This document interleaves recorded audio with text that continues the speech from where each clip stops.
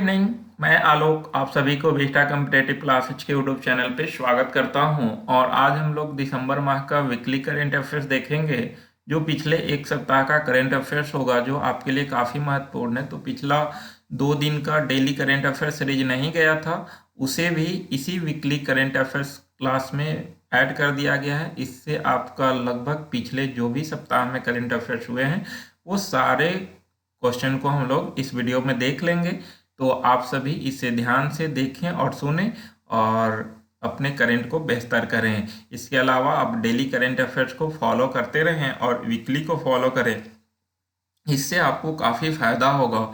और आइए बिना देर किए हुए हम लोग सीधे टॉपिक पे आते हैं कि आपके लिए क्या क्या महत्वपूर्ण है, वो सारे करंट अफेयर्स को आप ध्यान रखेंगे। तो आज का 1 नंबर प्रश्न है कि 20 दिसंबर 2022 को सशस्त्र सीमा बल यानी कि एसएसबी की कौन सी स्थापना दिवस मनाई गई। तो इसका आंसर हो जाएगा बी नंबर, 59वीं स्थापना दिवस मनाई गई 20 दिसंबर 2022 को। तो इसे हम लोग जो है वो पूरा deeply daily current affairs classes में देख चुके हैं। तो आपको मैं यहाँ पर रिवाइज करवाऊंगा, जिससे आपका पूरा करंट एक बार इस वीकली करंट अफेयर्स में रिकॉल हो जाए। तो इसीलिए आप जो है वो कॉन्सेप्ट क्लियर करने के लिए डेली करंट को फॉलो करें और वीकली में आप अपने करंट को रिवाइज करें। तो एक इसका आंसर हो गया 59वीं, बी नंबर। 2 नंबर पर है अंतर्राष्ट्रीय मानव एकता दिवस कब मनाया जाता है। तो अंतर्राष्ट्रीय मानव एकता दिवस हर वर्ष 20 दिसंबर को मनाई जाती है। 1 नंबर इसका आंसर हो जाएगा। 3 नंबर प्रश्न है केंद्र सरकार द्वारा जारी सोशल प्रोग्रेस इंडेक्स में किस राज्य या केंद्र शासित प्रदेश को स्कोर सबसे अधिक है। यानी कि केंद्र सरकार के द्वारा सोशल प्रोग्रेस इंडेक्स जारी किया गया, इसमें केंद्र शासित प्रदेश को सबसे स्कोर अधिक रहा है, यानी कि किस राज्य या केंद्र शासित प्रदेश का। तो इसका आंसर 1 नंबर हो जाएगा पुडुचेरी। पुडुचेरी का जो है इसमें सबसे अच्छा स्कोर रहा है, ध्यान रखेंगे। इसमें हम लोग देखे थे कि सोशल प्रोग्रेस इंडेक्स में केंद्र सरकार ने मंगलवार को सोशल प्रोग्रेस इंडेक्स जारी किया और इसके मुताबिक पुडुचेरी, लक्षद्वीप और गोवा सबसे बेहतर राज्य थे। वही झारखंड और बिहार का हाल पूरे देश में सबसे खराब है, यानी कि लक्षद्वीप, गोवा और आपका पुडुचेरी सबसे बेहतर राज्य में रहा, वही झारखंड और बिहार सबसे पीछे रहा है। EAC-PM के अध्यक्ष विवेक देवराय ने social progress index states and districts of India शीर्षक वाली रिपोर्ट जारी की। इसमें उन्होंने भारत के राज्यों की सामाजिक प्रगति के बारे में बताया है। रिपोर्ट के मुताबिक आइजोल, सोलन और शिमला, आइजोल मिजोरम में, और सोलन हिमाचल प्रदेश और शिमला हिमाचल प्रदेश, ये सबसे अच्छा प्रदर्शन करने वाला टॉप 3 जिला रहे हैं, ध्यान रखेंगे। तो टॉप 3 जिला कौन कौन रहे, तो आइजोल, सोलन और शिमला। और वही टॉप 3 स्टेट्स या यूटी रहे हैं पुडुचेरी, लक्षद्वीप और गोवा। और सबसे खराब स्थिति में झारखंड और बिहार रहे हैं। रिपोर्ट के अनुसार एसबीआई आंकड़ों में पुडुचेरी का देश में प्रदर्शन सर्वश्रेष्ठ रहा है। पुडुचेरी का स्कोर 65.99 है और उसके बाद लक्षद्वीप और गोवा का स्थान रहा है, जिसमें लक्षद्वीप का 65.89 और गोवा का 65.53। और वही झारखंड और बिहार का स्कोर काफ़ी खराब रहा। झारखंड का 43.95 और बिहार का 44.47 रहा है। तो इस तरह से झारखंड और बिहार इस इंडेक्स में सबसे पीछे रहे हैं और सबसे आगे पुडुचेरी रहे हैं। इस अगर देखा जाए तो India aggregate social performance index score of 60.19 इन 2022 और lower than the world average of 65.25, यानी कि विश्व के सोशल प्रोग्रेस इंडेक्स में जो है वो देखा जाए तो भारत जो है वो काफ़ी पीछे है। तो इस तरह से ये सारे पॉइंट को आप ध्यान रखेंगे। अगला प्रश्न है आपका INS बागीर। तो INS बागीर से पहले INS Kalvari, INS Khanderi, INS करंज और INS बेला, ये चारों जो है वो कमीशन हो चुके हैं और 5वां में INS बागीर का कमीशन किया गया है। ये जो है इंडियन नेवी में प्रोजेक्ट 25 की 5वीं पनडुब्बी है, ध्यान रखेंगे। तो खासकर ये सब पे जो है वो स्वदेशी रूप से इसे निर्मित किया जा रहा है, इसलिए सारे क्वेश्चन काफ़ी इंपॉर्टेंट बन जाते हैं। अगला प्रश्न है केंद्रीय मंत्री नितिन गडकरी ने किस कंपनी के माध्यम से इंफ्रा डेवलपर्स के लिए भारत के पहले श्योरिटी ब्रांड इंश्योरेंस को लॉन्च किया? ये किसके साथ किया है? तो इसका आंसर हो जाएगा बजाज आलियांज। तो 1 नंबर इसका आंसर होगा, ध्यान रखेंगे।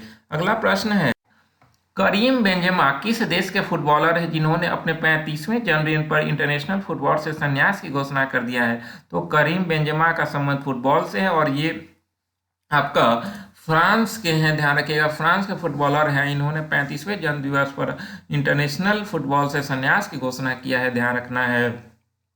अगला प्रश्न है, भारत के किस शहर को भारत के G20 की प्रेसिडेंसी के तहत U20 साइकिल की मेजबानी के लिए चुना गया है?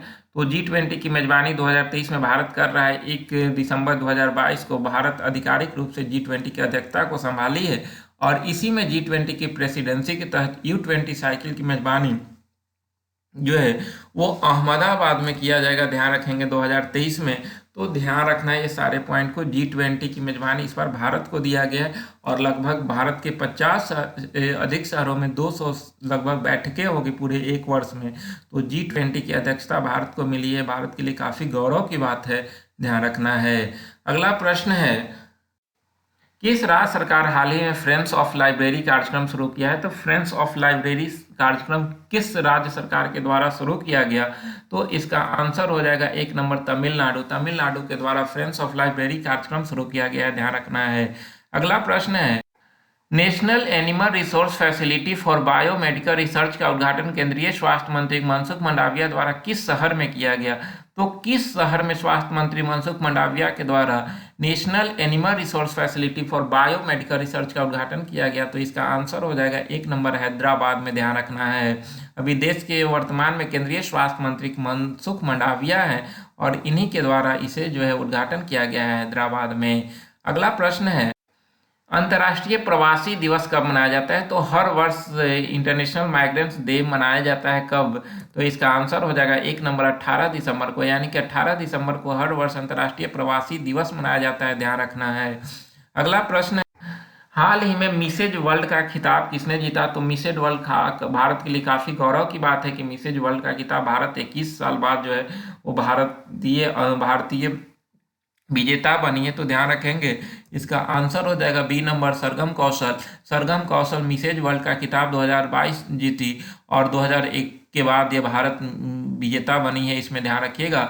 यह मिसेज वर्ल्ड बनने वाली दूसरी भारतीय हैं। 2001 में अदिति पहली भारतीय बनी थी और इनका संबंध जम्मू कश्मीर राज्य से है, तो ध्यान रखेंगे कि 21 साल बाद कोई भारतीय मिसेज वर्ल्ड का खिताब हासिल किया है और वो है सरगम कौशल। अगला प्रश्न है, 36 साल बाद अर्जेंटीना ने किसे हराकर फीफा वर्ल्ड कप अपने नाम किया? तो काफी महत्वपूर्ण प्रश्न है, फीफा वर्ल्ड कप अपने नाम किया कौन जो 36 साल बाद जो है वो विजेता बना है? आपका ध्यान रखेंगे फ्रांस। तो फ्रांस 36 साल बाद इसका विजेता बना, ध्यान रखना है, काफी महत्वपूर्ण प्रश्न है।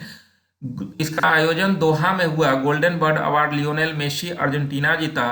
गोल्डन बूट आलियन एबापे जीते हैं। अर्जेंटीना के नाम अब 3 खिताब हो गया, तो समझ सकते हैं कि अर्जेंटीना ने किसे हराकर फीफा वर्ल्ड कप जीता? तो फ्रांस को हराया और 36 साल बाद अर्जेंटीना इसका विजेता बना है और अर्जेंटीना के जो है लियोनेल मेसी गोल्डन बल अवार्ड जीते हैं और अर्जेंटीना अपने नाम 3 खिताब किया, 1978, 1986 और 2022। मेसी 5 विश्व कप में गोल करने वाले दुनिया का एकमात्र फुटबॉलर हैं। और अगर बात करें तो फीफा 2026 में आयोजन यूएसए यानी कि संयुक्त राज्य अमेरिका, मैक्सिको और कनाडा में संपन्न होगा। तो ध्यान रखेंगे ये सारे पॉइंट को कि अर्जेंटीना ने किसे हराकर जीता है? तो फ्रांस को हराकर खिताब हासिल किया। अगला प्रश्न है, केंद्र सरकार द्वारा जारी सोशल प्रोग्रेस इंडेक्स में किस राज्य या केंद्र शासित प्रदेश को स्कोर सबसे अधिक है? यानी कि केंद्र सरकार के द्वारा सोशल प्रोग्रेस इंडेक्स मंझगांव डाक शिप लिमिटेड द्वारा स्वदेशी रूप से विकसित P-15B श्रेणी के दूसरे युद्धपोत INS मार्मुगोवा को कहां से कमीशन किया गया? तो INS मार्मुगोवा को कहां से कमीशन किया गया? तो इसका आंसर हो जाएगा बी नंबर मुंबई से। मुंबई से जो है वो P-15B श्रेणी के दूसरे युद्धपोत INS मार्मुगोवा को कमीशन किया गया मुंबई पोर्ट से, तो ध्यान रखना है। अगला प्रश्न है, 19 दिसंबर 2022 को गोवा मुक्ति के कौन सा वर्षगांठ मनाया गया? तो गोवा मुक्ति के लिए जो है पुर्तगालियों से मुक्त हुआ था, तो इसका 19 दिसंबर को स्वतंत्रता दिवस मनाया गया।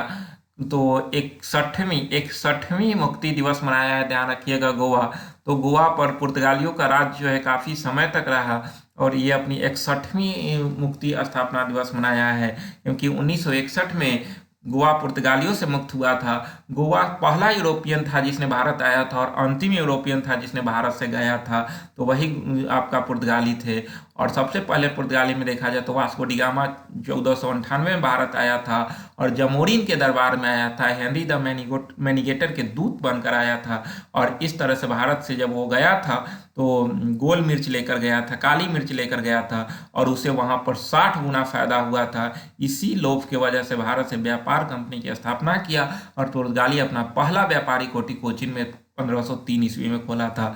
तो और सबसे अंत समय तक 1961 में गोवा मुक्त हुआ था पुर्तगालियों से, ध्यान रखें। तो सबसे पहला यूरोपियन और सबसे अंतिम में जाने वाला यूरोपियन यही थे, गोवा, ये पुर्तगाली।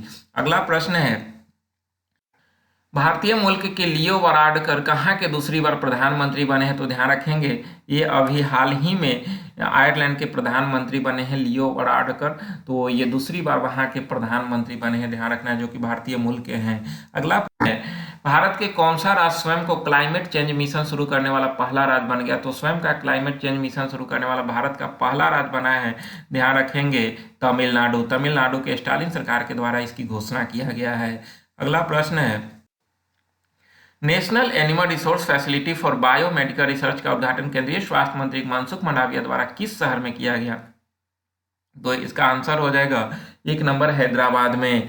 अगला प्रश्न है, वर्ल्ड एथलेटिक्स के अनुसार साल 2022 के सबसे चर्चित ट्रैक एंड फील्ड एथलीट कौन बने? तो सबसे चर्चित ट्रैक एंड फील्ड एथलीट बने हैं आपका उसेन बोल्ट, ये नीरज चोपड़ा, जिन्होंने उसेन बोल्ट को पराजित किया है। तो ध्यान रखेंगे नीरज चोपड़ा उसेन बोल्ट को पराजित करके ट्रैक एंड फील्ड एथलीट बने हैं, तो ये ध्यान रखना है। अगला प्रश्न, राजविंदर सिंह भट्टी को भारत के किस राज्य का डीजीपी बनाया गया? तो काफ़ी चर्चित प्रश्न रहा है, क्योंकि बीएसएफ से ये आए हैं, बिहार के डीजीपी बने हैं, बिहार के कप्तान बने हैं, ध्यान रखिएगा।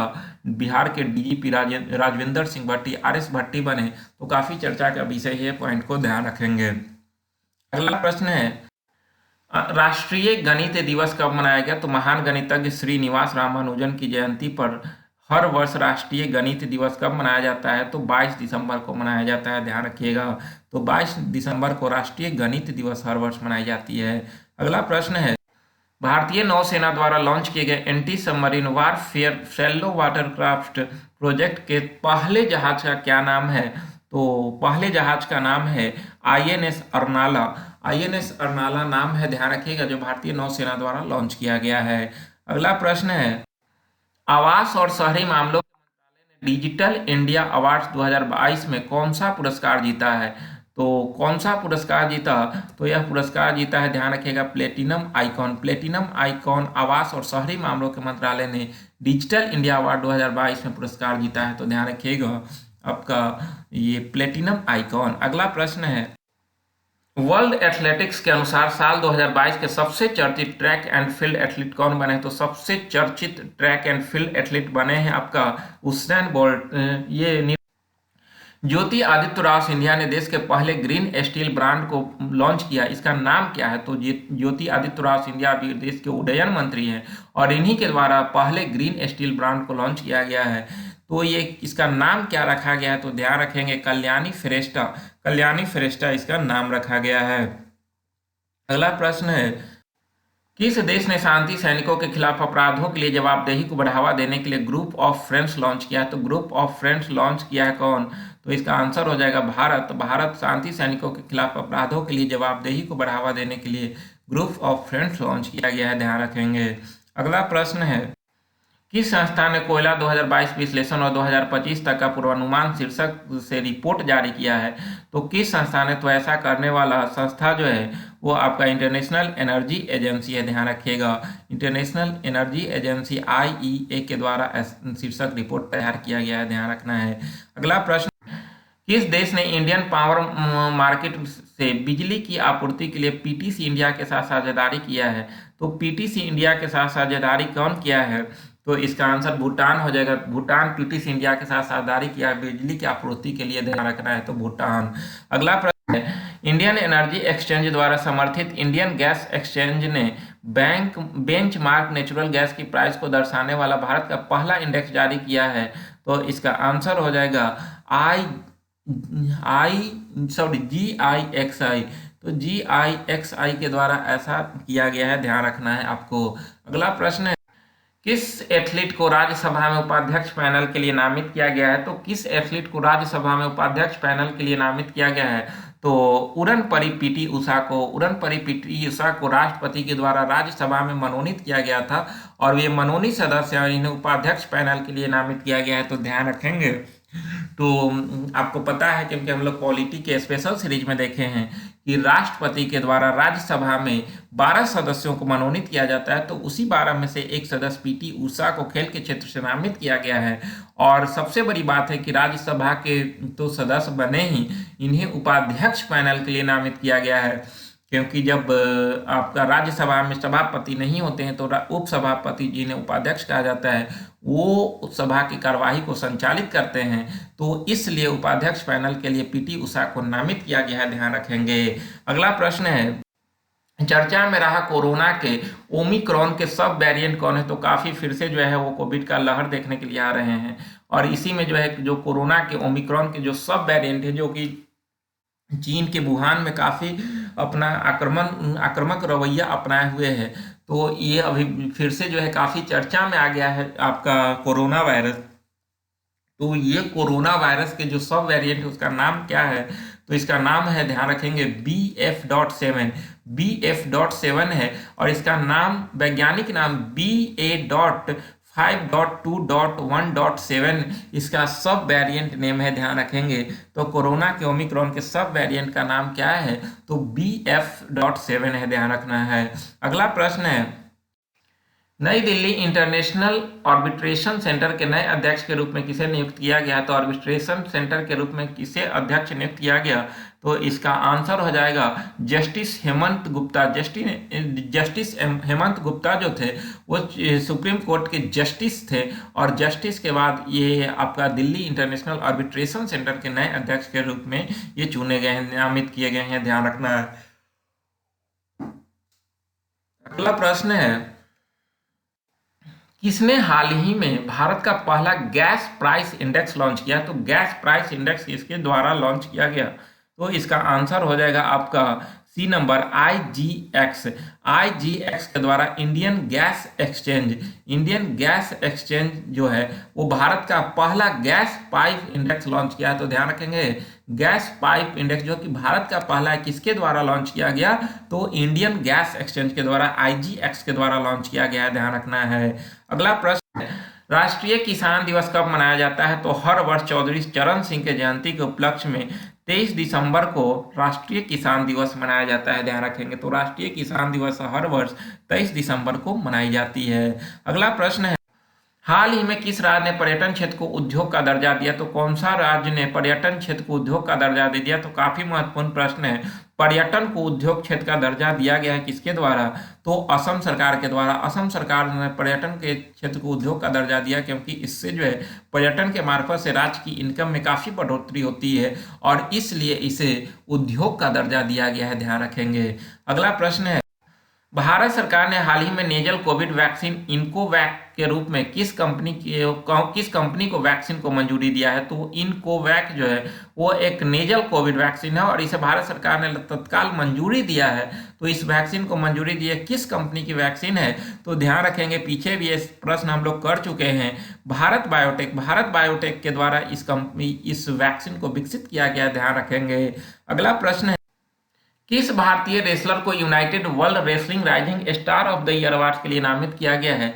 तो इसका आंसर हो जाएगा आपका, ध्यान रखेंगे, बी नंबर, अंतिम पघाल। तो अंतिम पघाल के द्वारा ये अवार्ड अपने नाम किया गया है। प्रश्न है, तो ये तो हम लोग कर लिए। अगला प्रश्न है ऑस्कर से संबंधित, ध्यान रखेंगे। ऑस्कर 2023 की घोषणा किया गया, हालांकि इसकी तो जो है वो वितरण किया जाएगा बाद में, लेकिन ऑस्कर 23 का घोषणा किया गया। ये 95वां ऑस्कर अवार्ड था। इस बार भारत की जो है वो भारत की 4 फिल्मों को विभिन्न कैटेगरी में शॉर्टलिस्ट किया गया है। इसमें एस राजामौली की जो फिल्म RRR है और पान नालनी द्वारा निर्देशित film the last film show छेल्लो show ने बड़ी उपलब्धि हासिल की। इसके अतिरिक्त 2 भारतीय डॉक्यूमेंट्री ऑल दैट विथ्स और द एलिफेंट्स विस्पर को डॉक्यूमेंट्री शॉर्ट फिल्म कैटेगरी में शॉर्टलिस्ट किया गया है, ध्यान रखेंगे। तो ये 2 फिल्म को शॉर्टलिस्ट किया गया। Academy of motion picture award and sciences ने ऑस्कर 2023 पुरस्कारों के 10 कैटेगरी में शॉर्टलिस्ट की घोषणा की, जिनकी 4 कैटेगरी में भारतीय फिल्मों को स्थान मिला है।